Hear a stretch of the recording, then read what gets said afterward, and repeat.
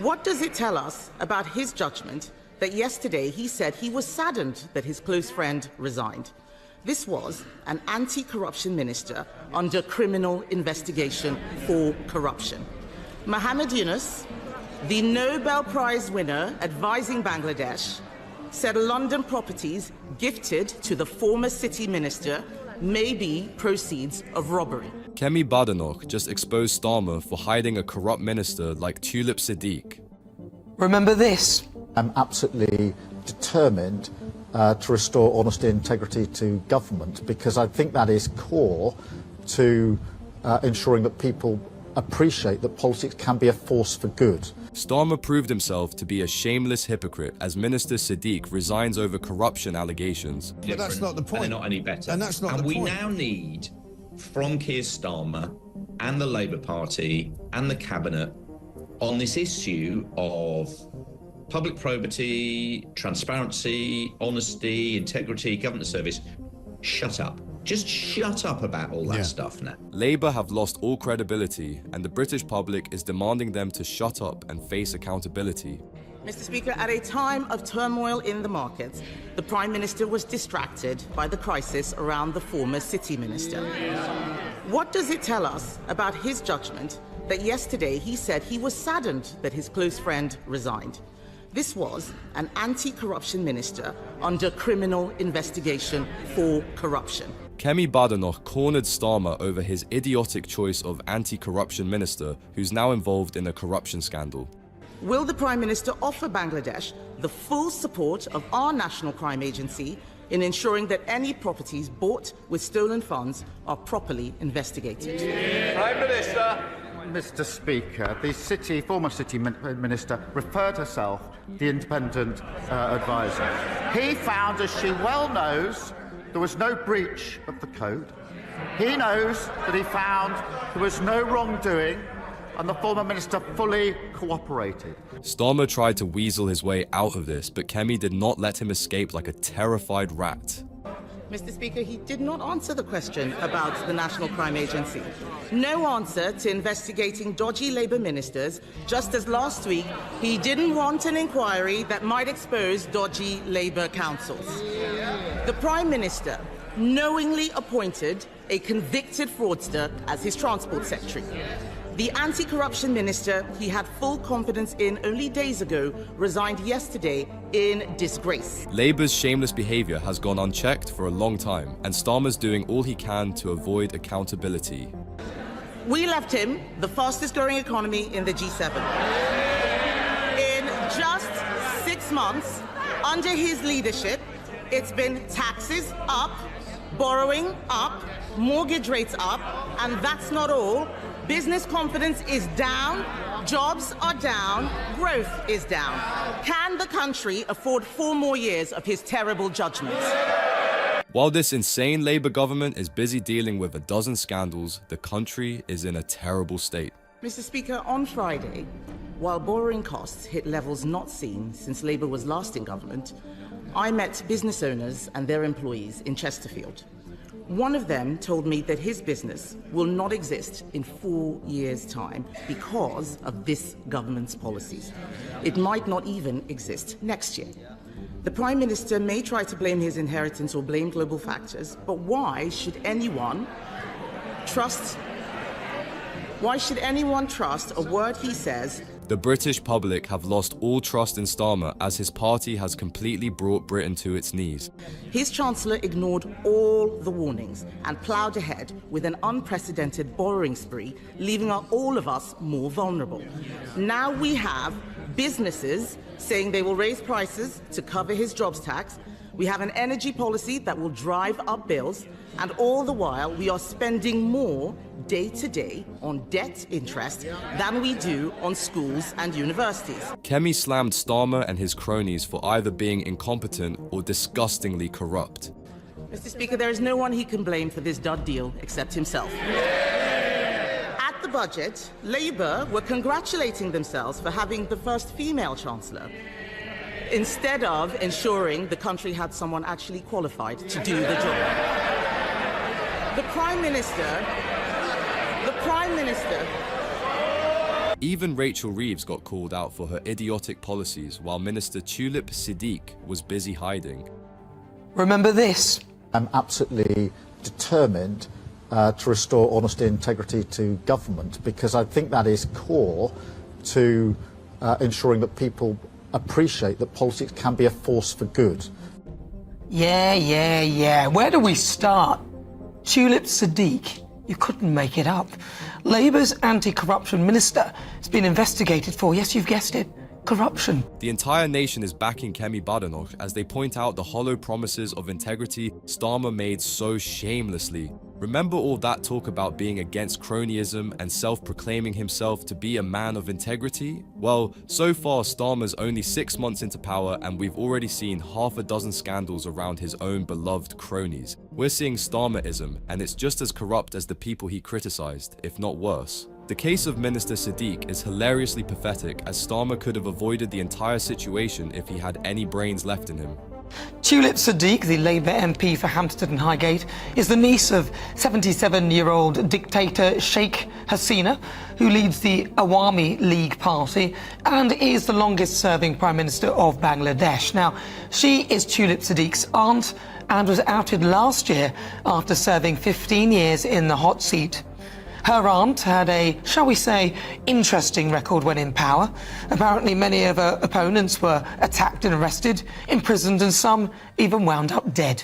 The most baffling thing about it all is why on earth Starmer thought it was a good idea to appoint the niece of a literal Bangladeshi dictator as his anti-corruption minister. Who would have thought that Starmer's not-so-bright plan would most definitely backfire horribly?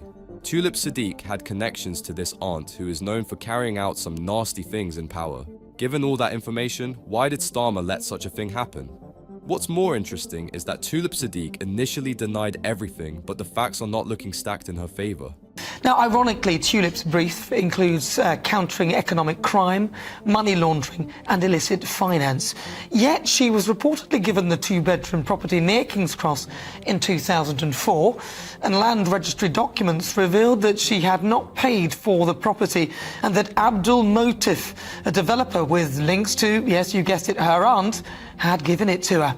Kemi was right to call them all out for being dodgy because none of this adds up. This is perhaps the most comical and ironic situation we've seen recently, where an anti-corruption minister is the one being investigated for corruption. Starmer and his gang love receiving freebies, and it turns out that Tulip Siddiq was no different. Labour loved bashing the Tories over allegations of corruption, but now that their own shameless deeds are being exposed, they're oddly silent about it all. Even the way Starmer dealt with Tulip Siddiq is pretty unacceptable. Tulip has since referred herself to the independent advisor of ministerial standards. Sir Keir Starmer said, Tulip Siddiq has acted entirely properly by referring herself to the independent advisor, as she's now done, and that's why we brought into being the new code. It's to allow ministers to ask the advisor to establish the facts, and yes, I've got confidence in her, and that's the process that will now be happening. It seems that Tulip Siddiq has more of a spine than Starmer does because she did take the right decision to be held accountable. She's either way too confident in her innocence, or she knows that Labour will save her and we might be looking at some more corruption in the mix. Of course, there's no way to be sure about it, so we'll simply have to wait for the investigation reports to come out. Meanwhile, the biggest hypocrite of them all, Starmer, is pandering and claiming moral virtue when in reality, he does absolutely nothing to stop corruption. You can't be a corruption minister and then potentially be involved in corruption. Remember ex-Transport Minister Louise Haigh, sacked from the cabinet for a dodgy episode with the mobile phone resurfacing. Do you remember that? The game is up. You cannot be a lawmaker and a lawbreaker. And it's time to pack his bags. Only then can the government function again. This is nothing new for this government, and frankly this corrupt behaviour is becoming too common. It's not the first time Starmer has whined about restoring integrity, while Labour is actively being hypocritical, and definitely won't be the last time either. Kemi Badenoch did the right thing by not only exposing him for the sleazy behaviour, but pushing pressure on him to face public accountability. Of course, Starmer is too tone-deaf to listen and care about what we have to say. It's becoming increasingly clear that his government absolutely scammed us with their false promises. Labour have promised to be full of integrity, and suddenly we find out that, in fact, Tulip Siddiq may have some very interesting dealings. Where do you stand with this? Well, I think to say it's yet another is a little bit unfair. I think you gathered together three examples which don't really all belong together. I think Jazz Athwell is the most compelling. I think you are right about that, and I think not getting rid of him is quite shocking.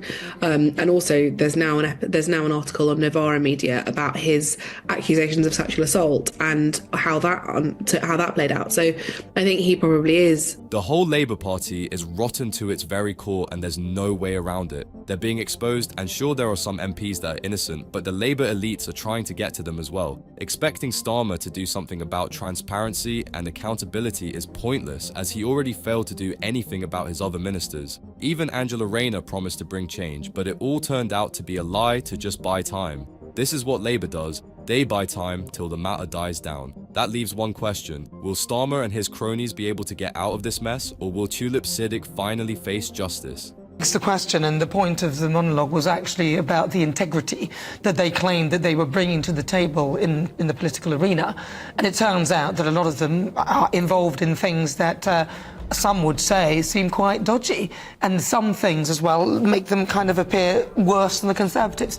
They came on a plinth of being, they're better than them, and I was hoping that they would be, to be fair, but this is not what we're seeing, is it? It's a very simple matter, no matter how you look at it. It'd be one thing if this was a one-time occurrence that Starmer had no idea about. However, this is routine corruption for the Labour Party, and new reports reveal that Starmer knew all about this and still went ahead with the stupid decision to appoint Tulip Siddiq as an anti-corruption minister. Is he that dense, or did he just not care about the consequences of his actions? If I could just interrupt, we have a breaking news now, and that's this, and that's the Treasury Minister, Tulip Siddiq, has left the government. Yeah. Number 10 has just announced, just to repeat, breaking news. Yeah. The under fire Treasury Minister, Tulip Siddiq, has left the government. Number 10 has just said, Dame Harriet Baldwin there is nodding along saying yes. This must come as no surprise to you. She had to go. She wasn't there this afternoon sitting by the Chancellor's side, and all the other Treasury Ministers were. She's now being investigated for a second corruption investigation by the Bangladeshi government. In a shocking turn of events, it turns out that Tulip Siddiq has resigned. Now ask yourself, the same person who was claiming to be innocent is now resigning only a few days later. This is not a good look for Labour, especially since Starmer had been championing her as some sort of saint. Time and time again, we heard Keir Starmer say that he has the utmost confidence in her, but now things are looking increasingly dodgy. People are already questioning why she resigned and whether or not there was internal pressure from within Labour. She certainly did, and to have her in the role of anti-corruption minister just made us a laughingstock around the world. So, yeah, she had to go. And this will trigger a by-election, will it? And that's in the neighbouring seat? No, it will trigger a reshuffle. Okay. A reshuffle. So she's not resigning as an MP. Why not? She's resigning as a minister. Well, surely if she's been found wanting in terms of a minister, why does that not extend to her role as a parliamentarian full stop? Well, that would be a choice she would make, but also I think the rules on a recall of MPs does take some time, and you have to have been convicted of something before they can start a recall in your constituency, so that would be more of a slow burn. But Starmer and his circus of Labour has turned this nation into a laughing stock. Pretty much every global country is mocking us for electing such buffoons into government. Even Donald Trump doesn't take Starmer seriously, and he's supposed to be one of our closest allies. It's beyond shameful that Starmer's own gang is slowly resigning after being exposed in one scandal after another. At this rate, we might receive the good news of Rachel Reeves resigning as well. Of course, we need to wait for a proper conviction, but things are looking undeniably horrible for Labour. it's important that we, as His Majesty's official opposition in Parliament, hold the Labour Party's feet to the fire day in, day out. We are ruled by socialists. We've got to stand up and oppose the measures that they're taking that are being so harmful, as you've just outlined, to the UK economy. So we will do our job diligently as His Majesty's opposition. Obviously, it's a long way until there's another general election. We've got to earn back the trust of the British public. At least someone in our Parliament is still sane, and it's the Tories and Reform UK. Kemi Badenoch is absolutely slamming these idiotic socialists, and Nigel Farage has joined in too. Sure, both these parties disagree on a lot of things, but it's good to see Reform and the Tories team up to hold Labour accountable. Unlike Labour, the Tories aren't shamelessly tone-deaf, and they know that they have to regain our trust. On the other hand, we have this scandalous government. So why did Tulip Siddiq resign after all?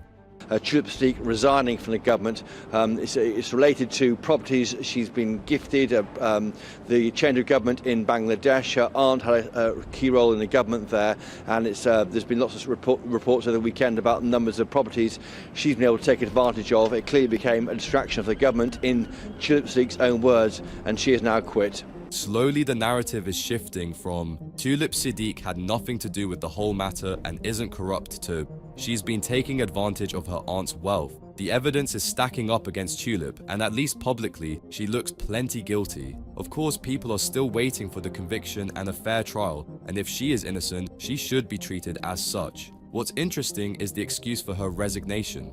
Was the scandal really a distraction for the government, or did Labour simply want to do damage control? She is a key ally of Sir Keir Starmer. Sir Keir Starmer knows her locally in his Holborn and St Pancras constituency, their neighbouring MPs. He has got on well with her, and I think it's a blow to him. There's lots of personal loyalty with Tulip Siddiq, but I think she couldn't really carry on with this role. It does cover areas, of course, that Tulip Siddiq says she's no problem here, but it does look at the area of anti-corruption, and that would have been a distraction for her. She wasn't allowed. There might be a reason as to why Starmer is so sympathetic towards her and how he is so intent on defending her. Tulip Siddiq has been in Starmer's trusted inner circle for a while, and he simply cannot let his cronies face accountability like this.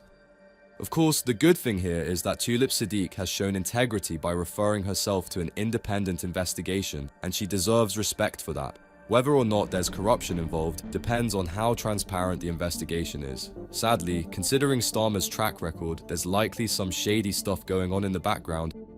It took far too long.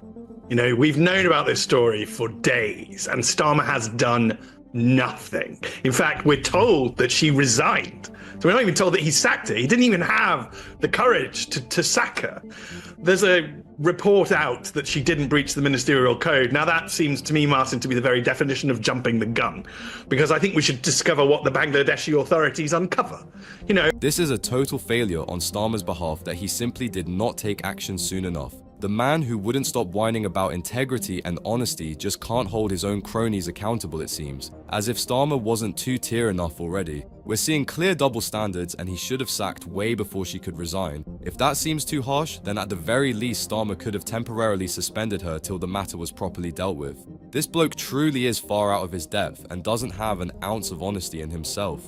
We're getting all this holier-than-thou stuff from Keir Starmer. We're getting all this government service stuff from Keir Starmer. We're getting all this attacking the Tories for their sleaze and their corruption.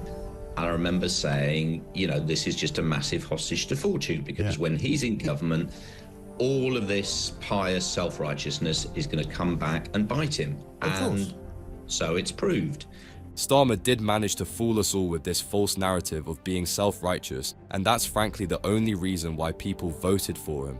Now that the mask is off and we're seeing his true colors, it's becoming increasingly clear that he duped the entire nation and doesn't stand for a single word that he said. Starmer is finding out the hard way that being in opposition was much easier, and he's way out of his depth now.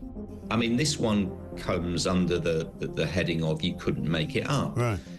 This is the man who pledged if he was elected he would clean up politics. Yeah. He's just had to offload his anti-corruption minister because she has been caught at the centre of an international corruption scandal. Right.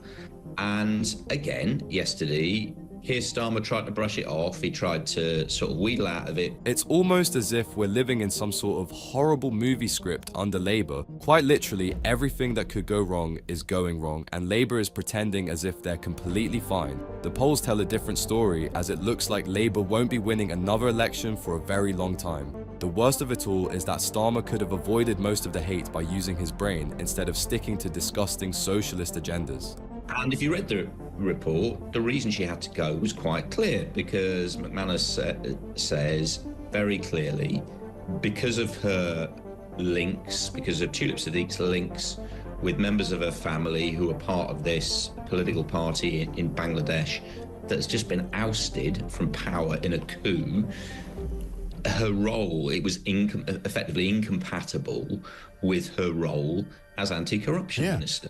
The real reason that Tulip Siddiq has been forced to resign is out in the report, and it isn't good news for Starmer or the Labour Party. They've been hand in hand with a minister who has direct links to a dictator in Bangladesh. How did Starmer not see any of this coming? At this point, it's as if this man wants to be forced out of government and destroy the Labour Party in the process. But everybody knew that Tulip Siddiq had these close relationships with her family in Bangladesh. She had, whether or not she had a financial relationship, there was a political relationship there as well. Everybody knew the nature of the politics of Bangladesh. Everybody knew the nature of the political party of which her close family members were active members. This, to appoint her as anti-corruption minister was an accident waiting to happen. Of course it was. Make no mistake, this isn't some sudden surprise that caught Labour and Starmer off guard. They knew and decided to appoint her as the anti-corruption minister anyway. The truth is, they simply didn't care about the consequences because they didn't think their corruption would get exposed like this. Labour is on a swift downfall and they deserve every bit of it. And again, we're not talking about something just emerging, years into the government. We're only just past Keir Starmer's 100 days, and it's happened again. Yeah. He's lost Sue Gray. We all know the dodginess that surrounded her appointment. Yeah. He lost Blue Hay after it emerged she'd admitted to fraud. And now he's lost his anti-corruption minister at the heart of an anti-corruption scandal. Not even 6 months in, and we've seen half a dozen scandals from Keir Starmer's gang of cronies, and it's getting rather concerning at this point. Is there anyone in the Labour Party that isn't taking freebies or isn't corrupt in some way? Then again, we can't expect anything else because even Starmer himself was getting freebies and only recently got exposed for it. What's interesting is how mysteriously these corrupt people end up at high places in the Labour Party and how they are removed in dodgy ways. Sue Gray and Tulip Siddiq are just some recent examples. Keir Starmer was elected on a mandate of change and being different from the Tories. We can see, particularly in this area of personal probity, he and his ministers and MPs are no different. No, of course they're not. They may not be any worse. They may not be any worse. No, they may not be any worse, but that's not the point. And they're not any better. And that's not the point. And we now need, from Keir Starmer and the Labour Party and the Cabinet, on this issue of public probity, transparency, honesty, integrity, government service, shut up. Just shut up about all that stuff now. At the end of the day, the people of this country trusted Starmer to not be a lying hypocrite and actually stand for the things he promised. He pledged to bring change and a government of integrity, and we've seen anything but that. This shambolic government has been nothing short of corrupt, incompetent, and a complete disaster for our country. At this point, they really do need to shut up about this self-righteous nonsense and face accountability instead. That's something you can help out with by liking this video and subscribing to the channel.